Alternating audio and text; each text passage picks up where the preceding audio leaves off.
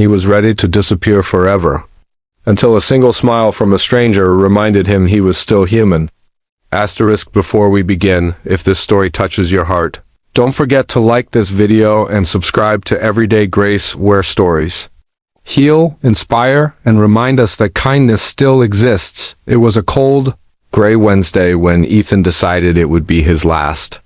The world had stopped making sense to him a long time ago.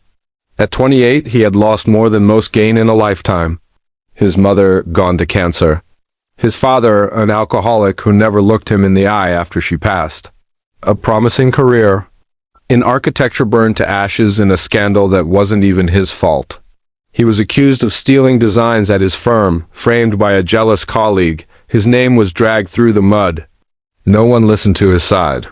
Even the people he once called friends slowly distanced themselves, until loneliness was the only companion left in his life. Asterisk Ethan had spent the past 6 months in a studio, apartment that reeked of damp walls and forgotten hope. He barely ate, hardly slept.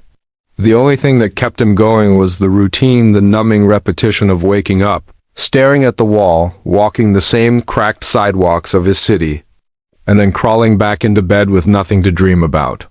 Depression doesn't scream, it whispers. And for Ethan, it whispered one thing over and over again: you don't matter. No one would notice if you were gone. Asterisk that day, he walked aimlessly until he reached the old railway bridge.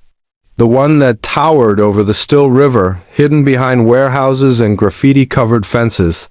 The wind was cruel there, biting through his coat. He leaned on the edge, closed his eyes, and exhaled. He wasn't angry, just tired. So tired of trying, tired of waiting for someone to care. And then a voice, soft, barely audible. Asterisk. Hey, are you okay? Asterisk. He opened his eyes. A woman stood a few steps behind him. She couldn't have been more than 23, wearing a bright yellow scarf that didn't match the cold. Her eyes weren't full of fear or judgment. They were full of curiosity, genuine, open, human curiosity. Ethan didn't answer. She didn't leave. Asterisk. Instead, she took a step forward and said, "I'm sorry. I didn't mean to bother you. You looked like someone who could use a smile."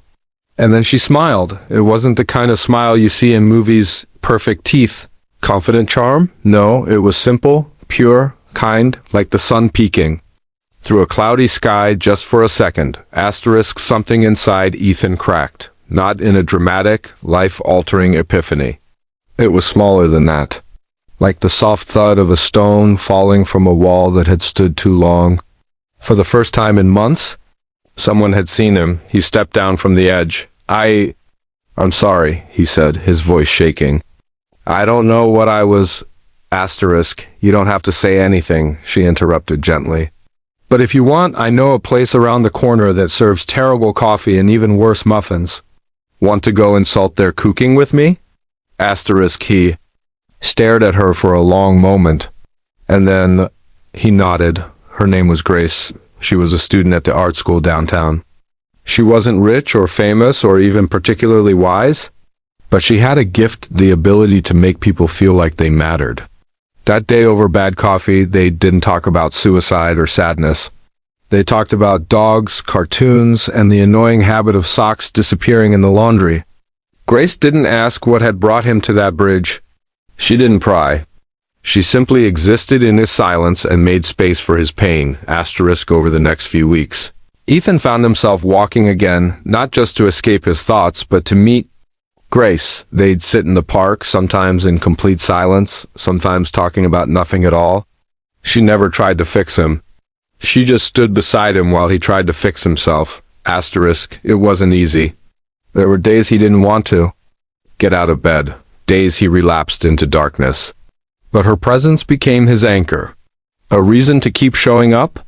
Not because she had all the answers, but because she reminded him he wasn't invisible. Asterisk. One night, months later, Grace brought him a sketchbook. Asterisk. I want you to draw again, she said. I haven't drawn in over a year, he replied. That's okay. Start with a line. Asterisk. He did.